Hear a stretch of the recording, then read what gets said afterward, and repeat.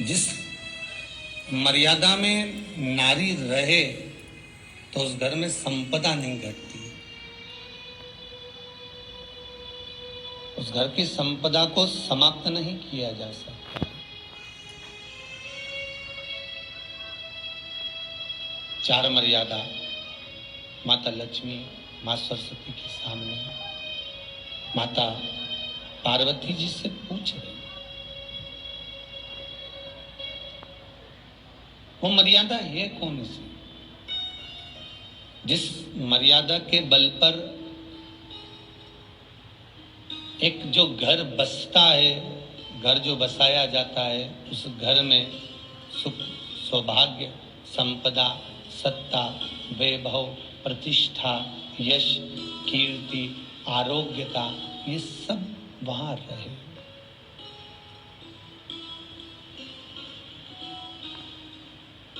पहला, मां पार्वती ने माता लक्ष्मी को कहा, अतिथि देवो भव।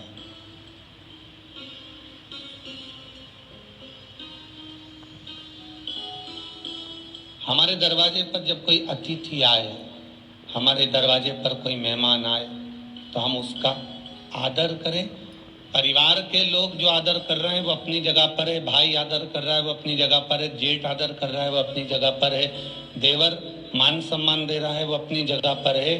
पर सबसे पहला सम्मान घर की स्त्री को अतिथि का करना चाहिए।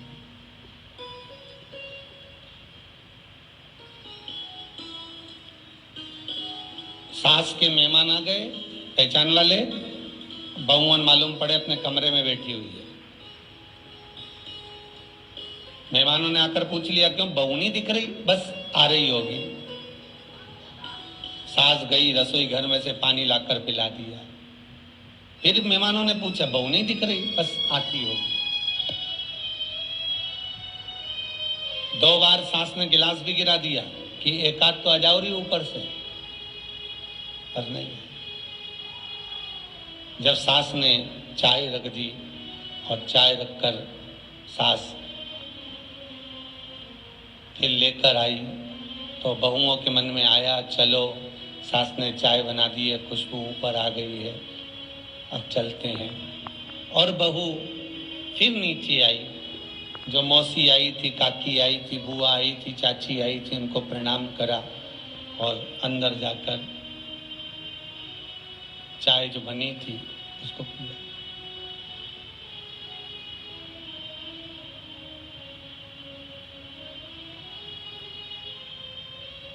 एक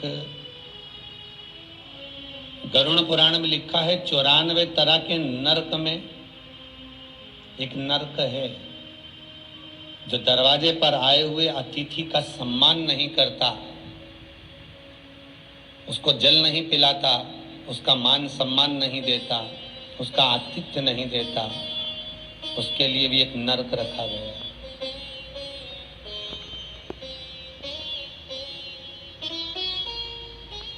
हजारों नरकों में एक नरक वो भी है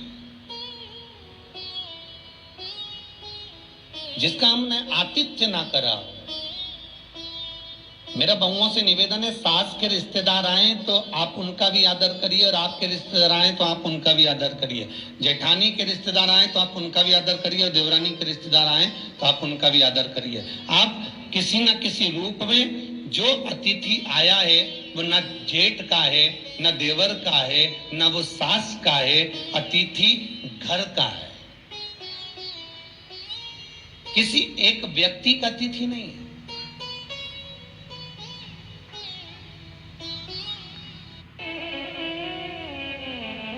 बड़ी बहू सोचे कि मैं घर की बड़ी, बड़े परिवार की, मेरे पास में बहुत धन दौलत, मैं काहे को गिनूं किसी मेहमान को। छोटी बहू सोचे मैं काहे को गिनूं, मंजिली सोचे मैं काहे को गिनूं, संजिली सोचे मैं काहे को गिनूं।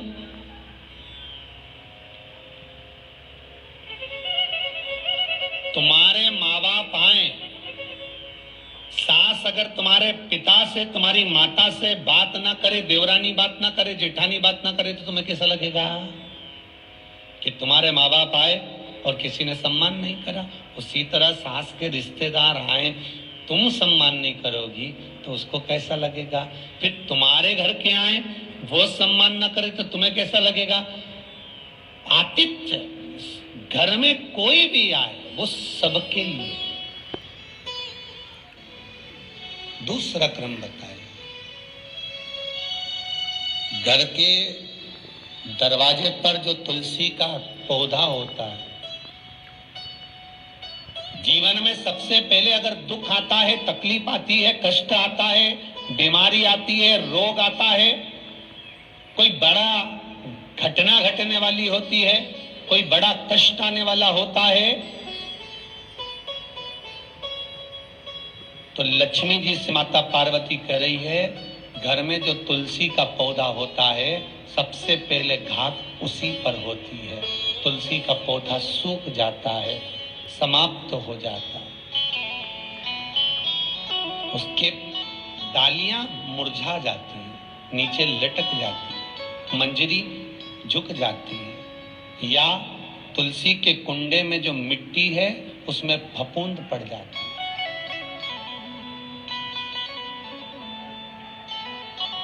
कितना सुंदर बात कही है महाराज। तुलसी के क्यारे में, पद्म पुराण, तुलसी के क्यारे में जो हम जल डालते हैं, वो जल हमने जब डाला और वो जल अगर नीचे गिर रहा है, उसका भी दोष वर्णन है महाराज, उसका भी दोष हमारे शास्त्र में वर्णित किया गया। तुलसी के क्यारे में अगर जल डाल रहे हैं और वो जल जमीन पर बह रहा है, गिर रहा है, उसका भी दोष है। तुलसी के क्यारे में उतना ही जल दिया जाए जितनी मट्टी सोख ले, 2-4 8 बूंद पानी गिरे चल जाएगा। तुलसी के क्यारे में छिद्र रहता है, बूंद बूंद पानी टपक जाए वो चल जाएगा। पर तुमने तुलसी के क्यारे में जो जल भरा, लोटा भर भर के डाल दिया, और ऊपर से जो जल कुंडा भरा कर उलीच में से, अर्थात भराने के बाद जो नीचे गिर रहा है, वो दोषपूर्ण है महाराज, उसकी दोष था।